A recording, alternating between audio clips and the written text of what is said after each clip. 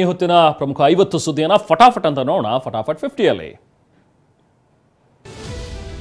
ಧರ್ಮಸ್ಥಳ ಪ್ರಕರಣ ವಿಚಾರವಾಗಿ ಸ್ವಾಮೀಜಿಗಳು ಎಂಟ್ರಿ ಆಗಿದ್ದಾರೆ. ಎನ್ಐಎ ತನಿಖೆಗೆ ಪಟ್ಟು ಹಿಡಿದಿದ್ದಾರೆ. ದೆಹಲಿಯಲ್ಲಿ ಕೇಂದ್ರ ಗೃಹ ಸಚಿವ ಅಮಿತ್ ಶಾ ಅವರನ್ನ ವಚನಾನಂದ ಸ್ವಾಮೀಜಿಗಳ ನೇತೃತ್ವದ ನಿಯೋಗ ಭೇಟಿ ಮಾಡಿದೆ. ಪ್ರಕರಣದ ತನಿಖೆ ಎನ್ಐಎಗೆ ವಹಿಸುವಂತೆ ವಿವಿಧ ಪೀಠಗಳ 8 ಸ್ವಾಮೀಜಿಗಳ ನಿಯೋಗ ಮನವಿ ಮಾಡಿದ್ದಾರೆ. ಧರ್ಮಸ್ಥಳ ಪ್ರಕರಣ ಸದ್ಯ ಕೇಂದ್ರ ಸರ್ಕಾರದ ಅಂಗಳ ತಲುಪಿದೆ. ಪಂಚಮಸಾಲಿ ಪೀಠದ ವಚನಾನಂದ ಸ್ವಾಮೀಜಿ, ಭೋವಿ ಗುರುಪೀಠದ ಇಮ್ಮಡಿ ಸಿದ್ದರಾಮೇಶ್ವರ ಶ್ರೀ, ಹೊಸದುರ್ಗ ಕನಕ ಗುರುಪೀಠದ ಈಶ್ವರಾನಂದಪುರಿ ಶ್ರೀ, ಆತ್ಮರಾಮ ಸ್ವಾಮೀಜಿ, ಗುರು ದೇವಾಶ್ರಮ ಕಮರಿ ಶಾಂತ ಮಲ್ಲಿಕಾರ್ಜುನ ಸ್ವಾಮೀಜಿ ಸೇರಿದಂತೆ 8 ಮಂದಿ ಸ್ವಾಮೀಜಿಗಳ ನಿಯೋಗ ಅಮಿತ್ ಶಾ ಅವರನ್ನ ಭೇಟಿ ಮಾಡಿದೆ. ಎನ್ಐಎ ತನಿಖೆಗೆ ಒತ್ತಾಯಿಸಿದೆ. ಶಬರಿಮಲೆ ತಿರುಪತಿ ಬಳಿಕ ಧರ್ಮಸ್ಥಳವನ್ನು ಕೂಡ ಟಾರ್ಗೆಟ್ ಮಾಡಿದ್ದಾರೆ. ಧರ್ಮಸ್ಥಳ ದೇವಸ್ಥಾನದ ವಿರುದ್ಧ ಷಡ್ಯಂತ್ರ ನಡೀತಾ ಇದೆ. ಎಸ್ಐಟಿ ತನಿಖೆ ಬಗ್ಗೆ ಆಕ್ಷೇಪ ಇಲ್ಲ, ಆದರೆ ಪ್ರಕರಣದ ತನಿಖೆಯನ್ನು ಎನ್ಐಎಗೆ ವಹಿಸಬೇಕು ಅಂತ ಸ್ವಾಮೀಜಿಗಳ ನಿಯೋಗ ಅಮಿತ್ ಶಾ ಅವರಿಗೆ ಮನವಿ ಮಾಡಿದೆ.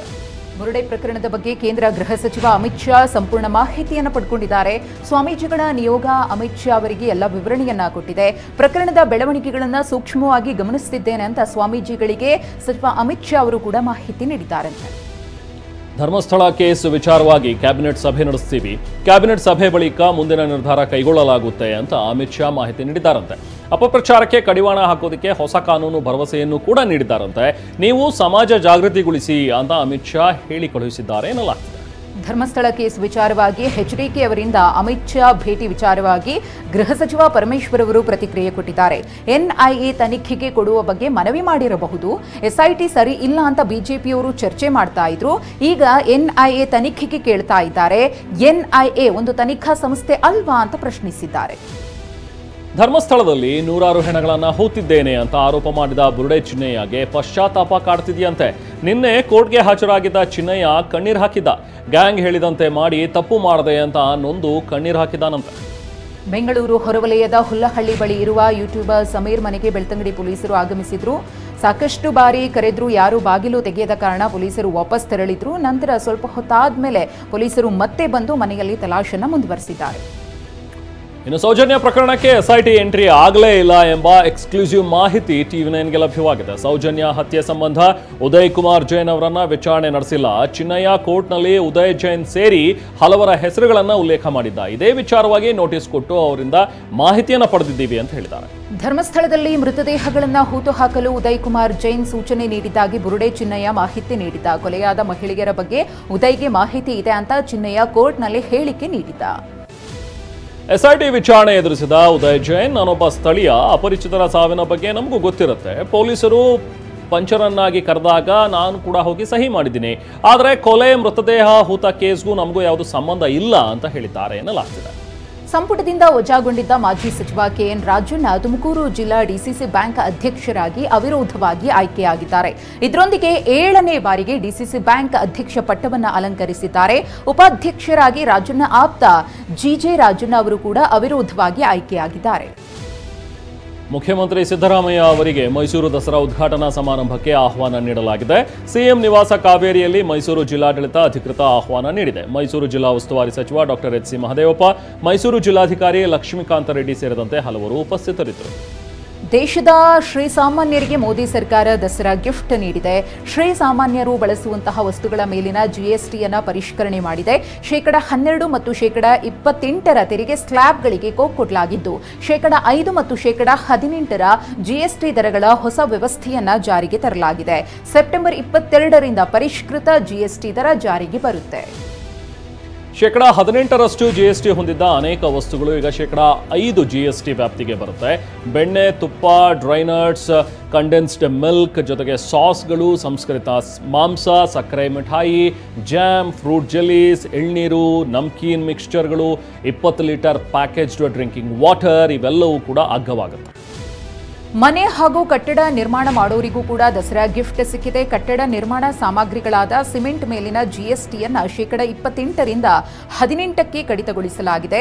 ಸಿಮೆಂಟ್, ಗ್ರಾನೈಟ್ ಬ್ಲಾಕ್ಗಳು, ಕಲ್ಲಿನ ಬ್ಲಾಕ್ಗಳು, ಚರ್ಮದ ಸರಕುಗಳ ಮೇಲಿನ ಜಿಎಸ್ಟಿಯನ್ನು ಶೇಕಡ 5ಕ್ಕೆ ಇಳಿಸಲಾಗಿದೆ. ಕೆಲ ಐಷಾರಾಮಿ ವಸ್ತುಗಳ ಮೇಲೆ ಭಾರಿ ಜಿಎಸ್ಟಿ ಹಾಕಲಾಗಿದೆ. ಸಿಗರೆಟ್, ಸಿಗಾರ್, ಪಾನ್ ಮಸಾಲ, ಜರ್ದಾ, ಬೀಡಿ, ತಂಬಾಕು ಜಗಿಯುವ ವಸ್ತುಗಳು ಇನ್ನು ಮುಂದೆ 40% ಜಿಎಸ್ಟಿ ಅಡಿಯಲ್ಲಿ ಬರುತ್ತೆ. ಅಧಿಕ ಸಕ್ಕರೆ ಅಂಶ ಇರುವಂತಹ ಪಾನೀಯಗಳು, ಸೋಡಾ, ಕೂಲ್ ಡ್ರಿಂಕ್ಸ್, ಹಣ್ಣಿನ ಕಾರ್ಬೋನೇಟೆಡ್ ಪಾನೀಯಗಳು, ಕೆಫೆನ್ ಹೊಂದಿರುವಂತಹ ಪಾನೀಯಗಳ ಮೇಲೆ 40% ತೆರಿಗೆ ಬೀಳುತ್ತೆ. ಫ್ಲೈಟ್, ಹೆಲಿಕಾಪ್ಟರ್, ಐಷಾರಾಮಿ ಕಾರುಗಳು 1500 ಸಿಸಿಗಿಂತ ಹೆಚ್ಚು, 4000 mm ಉದ್ದವಿರುವ ಕಾರುಗಳು, 350 ಸಿಸಿಗಿಂತ ಹೆಚ್ಚಿನ ಸಾಮರ್ಥ್ಯದ ಬೈಕ್ಗಳ ದರಗಳು ಇನ್ನಷ್ಟು ದುಬಾರಿಯಾಗಲಿವೆ. ಖಾಸಗಿ ವಿಮಾನ, ಹೆಲಿಕಾಪ್ಟರ್ ಬಳಕೆ, ಮನೋರಂಜನೆಗೆ ದೋಣಿ, ಇತರ ಹಡಗುಗಳ ಬಳಕೆ, ಹೆಚ್ಚು ಸಾಮರ್ಥ್ಯದ ರಿವಾಲ್ವರ್ ಪಿಸ್ತೂಲ್ಗಳ ಮೇಲೆ 40% ತೆರಿಗೆ ವ್ಯಾಪ್ತಿಗೆ ಬರಲಿವೆ.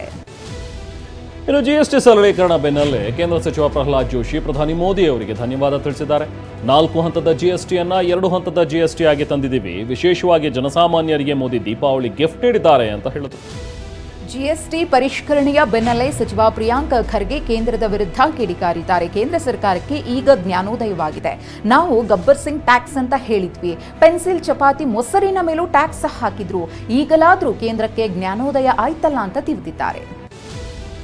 ದೆಹಲಿಯಲ್ಲಿ ಯಮುನಾ ನದಿ ರಾದ್ಧಾಂತವನ್ನೇ ಸೃಷ್ಟಿಸಿದೆ. ರಾಷ್ಟ್ರ ರಾಜಧಾನಿಯ ಸಿವಿಲ್ ಲೈನ್ ಪ್ರದೇಶಕ್ಕೆ ಯಮುನಾ ನದಿ ನೀರು ಹರಿದು ಬಂದಿದೆ. ಇದರಿಂದಾಗಿ ಬೇಲಾ ರಸ್ತೆಯಲ್ಲಿ ಪ್ರವಾಹ ಪರಿಸ್ಥಿತಿ ನಿರ್ಮಾಣವಾಗಿದೆ. ಅಪಾರ್ಟ್ಮೆಂಟ್ಗಳಿಗೆ ನೀರು ನುಗ್ಗಿದ್ದು ವಾಹನಗಳು ಜಲಾವೃತವಾಗಿವೆ. ಯಮುನಾ ನದಿ ಅಬ್ಬರಕ್ಕೆ ದೆಹಲಿಯ ವಾಹನ ಸವಾರರು ಪರದಾಡುವಂತಾಗಿದೆ. ನದಿಯ ನೀರು ಹಲವು ಪ್ರದೇಶಗಳಿಗೆ ನುಗ್ಗಿದ್ದರಿಂದ ರಸ್ತೆಗಳು ಜಲಾವೃತಗೊಂಡಿವೆ. ಇದರಿಂದ ವಾಹನ ಸವಾರರು ಸಂಚರಿಸಲು ಹೆಣಗಾಡ್ತಿದ್ದಾರೆ. ದ್ವಿಚಕ್ರ ವಾಹನ ಸವಾರರಂತೂ ಸರ್ಕಸ್ ಮಾಡ್ತಾ ವಾಹನ ಓಡಿಸ್ತಾ ಇರುವ ದೃಶ್ಯ ಕಂಡುಬಂದಿವೆ. ದೆಹಲಿಯಲ್ಲಿ ಸುರಿದ ಧಾರಾಕಾರ ಮಳೆ ನಾನಾ ಅವಾಂತರಗಳನ್ನು ಸೃಷ್ಟಿಸಿದೆ. ಅಲಿಪುರ ರಾಷ್ಟ್ರೀಯ ಹೆದ್ದಾರಿ 44ರಲ್ಲಿ ರಸ್ತೆ ಕುಸಿತವಾಗಿದೆ. ಅಲಿಪುರ ಪೊಲೀಸ್ ಠಾಣೆ ವ್ಯಾಪ್ತಿಯ ಫ್ಲೈಓವರ್ನಲ್ಲಿ ಹಳ್ಳ ಉಂಟಾಗಿದೆ. ಇದರಿಂದಾಗಿ ಸಂಚಾರಕ್ಕೆ ಅಡ್ಡಿಯಾಗಿತ್ತು. ಮುಂಗಾರು ಮಳೆಯು ರಾಷ್ಟ್ರ ರಾಜಧಾನಿಯನ್ನ ಹಿಂಡಿ ಹಿಪ್ಪೆ ಮಾಡಿಬಿಟ್ಟಿದೆ. ಯಮುನಾ ನದಿ ಉಕ್ಕಿ ಹರಿತಾ ಇದ್ದು ಮಯೂರ್ ವಿಹಾರ ಮೊದಲ ಹಂತದಲ್ಲಿ ಕಾಳಜಿ ಕೇಂದ್ರ ತೆರೆಯಲಾಗಿದೆ. ನಿರಾಶ್ರಿತರಿಗೆ ಡೇರಿಗಳನ್ನು ನಿರ್ಮಿಸಿಕೊಡಲಾಗಿದೆ. ಕಣಿವೆ ರಾಜ್ಯದಲ್ಲಿ ಧಾರಾಕಾರ ಮಳೆಯಿಂದಾಗಿ ಝೇಲಂ ನದಿ ನೀರಿನ ಮಟ್ಟ ಕ್ಷಣ ಕ್ಷಣಕ್ಕೂ ಹೆಚ್ಚಳವಾಗ್ತಾ ಇದೆ. ನದಿ ನೀರಿನ ಮಟ್ಟ ಹೆಚ್ಚಳದಿಂದಾಗಿ ಶ್ರೀನಗರದಲ್ಲಿ ಆತಂಕ ಮನೆ ಮಾಡಿದೆ. ನದಿ ತೀರದಲ್ಲಿ ವಾಸಿಸುವ ಜನರಿಗೆ ಪ್ರವಾಹದ ಭೀತಿ ಎದುರಾಗಿದೆ. ಜಮ್ಮು ಮತ್ತು ಕಾಶ್ಮೀರದ ರಂಬಾನ್ ವಲಯದಲ್ಲಿ ಧಾರಾಕಾರ ಮಳೆಯಾಗ್ತಾ ಇದೆ. ಚೆನಾಬ್ ನದಿ ಅಪಾಯದ ಮಟ್ಟವನ್ನು ಮೀರಿ ಹರಿತಾ ಇದ್ದು ಬಗ್ಲಿಹಾರ್ ಅಣೆಕಟ್ಟೆಯಿಂದ ನೀರು ಬಿಡುಗಡೆ ಮಾಡಲಾಗಿದೆ. ಮುಂಜಾಗ್ರತಾ ಕ್ರಮವಾಗಿ ಜಲಾಶಯದ ಎಲ್ಲಾ ಗೇಟ್ಗಳಿಂದ ನೀರನ್ನು ರಿಲೀಸ್ ಮಾಡಲಾಗಿದೆ. ರಾಯಚೂರಿನ ಸಿಂಧನೂರಿನ ಮಕ್ಕಳಲ್ಲಿ ವೈರಲ್ ಜ್ವರ ಹೆಚ್ಚಾಗಿ ಕಾಣಿಸಿಕೊಂಡಿದೆ. ಇದರಿಂದಾಗಿ ಪೋಷಕರು ಕಂಗಾಲಾಗಿದ್ದಾರೆ. ಮಕ್ಕಳು ನೆಗಡಿ, ಕೆಮ್ಮು, ಜ್ವರದಿಂದ ಬಳಲುತ್ತಿದ್ದಾರೆ. ಮಕ್ಕಳ ಆಸ್ಪತ್ರೆ ವೈದ್ಯರ ಭೇಟಿಗಾಗಿ ಪೋಷಕರು ಕಿಲೋಮೀಟರ್ ಗಟ್ಟಲೆ ಕ್ಯೂ ನಿಂತಿರುವ ದೃಶ್ಯ ಕಂಡುಬಂದಿದೆ. ಚಾಮರಾಜನಗರ ಜಿಲ್ಲೆಯಲ್ಲಿ ಬಾಲಕನೊಬ್ಬ ಗೋಬಿ ಹಾಗೂ ಐಸ್ ಕ್ರೀಮ್ ತಿನ್ನುವ ಆಸೆಗೆ ಕಿಡ್ನಾಪ್ ಕಥೆ ಕಟ್ಟಿದ ಪ್ರಕರಣ ಬೆಳಕಿಗೆ ಬಂದಿದೆ.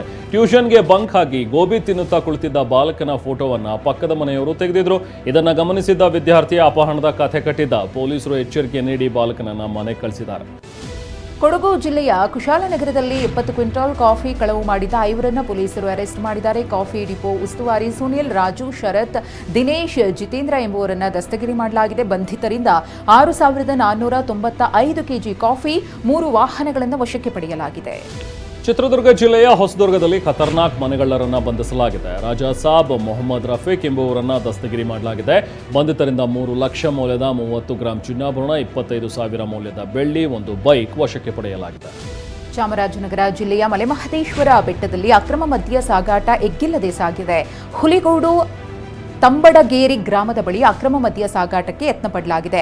ವಡ್ಡರದೊಡ್ಡಿ ಗ್ರಾಮದ ನಿವಾಸಿ ಎ ಜೇಮ್ಸ್ ಎಂಬಾತನನ್ನು ಬಂಧಿಸಿ 28,000 ಮೌಲ್ಯದ 51.840 ಲೀಟರ್ ಮದ್ಯವನ್ನು ಜಪ್ತಿ ಮಾಡಲಾಗಿದೆ. ತುಮಕೂರು ಜಿಲ್ಲೆಯ ಮಧುಗಿರಿಯಲ್ಲಿ ನಿವೃತ್ತ ಶಿಕ್ಷಕನ ಗಮನ ಬೇರೆಡೆಗೆ ಸೆಳೆದು ಖದೀಮರು ಹಣವನ್ನು ಕಳುವು ಮಾಡಿದ್ದಾರೆ. ಕೆಆರ್ ಬಡಾವಣೆಯ ನಿವಾಸಿಯಾದ ನಿವೃತ್ತ ಶಿಕ್ಷಕ ಗಂಗಪ್ಪ ಅವರ ಸುಮಾರು 2 ಲಕ್ಷ ರೂಪಾಯಿಯನ್ನ ಲೂಟಿ ಮಾಡಿದ್ದಾರೆ. ಗಂಗಪ್ಪ ಹಣ ಜಮೆ ಮಾಡೋದಕ್ಕೆ ಬ್ಯಾಂಕ್ಗೆ ಬಂದಿದ್ದಾಗ ಈ ಕಳ್ಳತನ ಆಗಿದೆಯಂತೆ. ಸಾಮೂಹಿಕ ಗಣೇಶ ವಿಸರ್ಜನೆಯ ಹಿನ್ನೆಲೆಯಲ್ಲಿ ಮಂಡ್ಯ ಜಿಲ್ಲೆಯ ನಾಗಮಂಗಲದಲ್ಲಿ ಇಂದು ಮತ್ತು ನಾಳೆ ನಿಷೇಧಾಜ್ಞೆ ಜಾರಿಗೊಳಿಸಲಾಗಿದೆ. ಕಳೆದ ವರ್ಷ ಗಣೇಶ ವಿಸರ್ಜನೆಯ ವೇಳೆ ನಡೆದಿದ್ದ ಕೋಮು ಗಲಭೆಯಿಂದಾಗಿ ಸಾಕಷ್ಟು ಘರ್ಷಣೆಗಳಾಗಿತ್ತು. ಈ ಬಾರಿ ಆ ರೀತಿ ಅಹಿತಕರ ಘಟನೆಗಳು ನಡೆಯದಂತೆ ಮುಂಜಾಗ್ರತಾ ಕ್ರಮವನ್ನು ವಹಿಸಿ ನಿಷೇಧಾಜ್ಞೆಯನ್ನು ಜಾರಿಗೊಳಿಸಲಾಗಿದೆ. ದೇಶದ ಪೊಲೀಸ್ ಠಾಣೆಗಳ ಬಳಿ ಹೆಚ್ಚು ಸಿಸಿಟಿವಿ ಅಳವಡಿಸದ ಹಿನ್ನೆಲೆ ಸುಪ್ರೀಂ ಕೋರ್ಟ್ ಸ್ವಯಂ ಪ್ರೇರಿತ ಪ್ರಕರಣ ದಾಖಲಿಸಿಕೊಂಡಿದೆ. ಕಳೆದ 7-8 ತಿಂಗಳಲ್ಲಿ ಪೊಲೀಸ್ ಕಸ್ಟಡಿಯಲ್ಲಿದ್ದ ಓರ್ವ ಮೃತಪಟ್ಟಿದ್ದಾನೆ. ಇದರಿಂದಾಗಿ ಲಾಕಪ್ ಡೆತ್ ಸಂಬಂಧ ಸೂಕ್ತ ಸಾಕ್ಷ್ಯ ಸಂಗ್ರಹಿಸಲು ಸಮಸ್ಯೆಯಾಗಿದೆ. ಹಾಗಾಗಿ ಆಡಿಯೋ ರೆಕಾರ್ಡಿಂಗ್ ಸಾಮರ್ಥ್ಯ ಇರುವ ಸಿಸಿಟಿವಿ ಅಳವಡಿಕೆಗೆ ಸುಪ್ರೀಂ ಕೋರ್ಟ್ ಸೂಚಿಸಿದೆ. ಕೊಪ್ಪಳ ಜಿಲ್ಲೆಯ ಹುಲಗಿಮ್ಮ ದೇವಾಲಯಕ್ಕೆ ಅಪಾರ ಪ್ರಮಾಣದ ಕಾಣಿಕೆ ಹರಿದು ಬಂದಿದೆ. ಕಳೆದ 48 ದಿನಗಳಲ್ಲಿ 1,45,00,000 ರೂಪಾಯಿ ಕಾಣಿಕೆ ಸಂಗ್ರಹವಾಗಿದೆ. 80 ಗ್ರಾಂ ಬಂಗಾರದ ಆಭರಣಗಳು, 80 ಕೆಜಿ ಬೆಳ್ಳಿ ಕೂಡ ಕಾಣಿಕೆಯಾಗಿ ಬಂದಿದೆ. ಗಾಂಧಿನಗರದಲ್ಲಿ ರಕ್ಷಿತ್ ಶೆಟ್ಟಿ ಕಾಣೆಯಾಗಿದ್ದಾರೆ ಅನ್ನೋ ಟಾಕ್ ಶುರು ಬೆನ್ನಲ್ಲೇ ಅಮೆರಿಕದ ಫ್ಲೋರಿಡಾದಲ್ಲಿ ಸಿಂಪಲ್ ಸ್ಟಾರ್ ರಕ್ಷಿತ್ ಶೆಟ್ಟಿ ಪ್ರತ್ಯಕ್ಷರಾಗಿದ್ದಾರೆ. ಅದರಲ್ಲೂ ಮೋಹಕ ತಾರೆ ರಮ್ಯಾ ಅವರ ಜೊತೆಗೆ ಕಾಣಿಸಿಕೊಂಡಿದ್ದಾರೆ. ಫ್ಲೋರಿಡಾದಲ್ಲಿ ನಡೆದ ನಾವಿಕಾ ಕನ್ನಡ ಸಮ್ಮೇಳನದಲ್ಲಿ ರಮ್ಯಾ ಹಾಗೂ ರಕ್ಷಿತ್ ಶೆಟ್ಟಿಯವರು ಭಾಗಿಯಾಗಿದ್ದರು.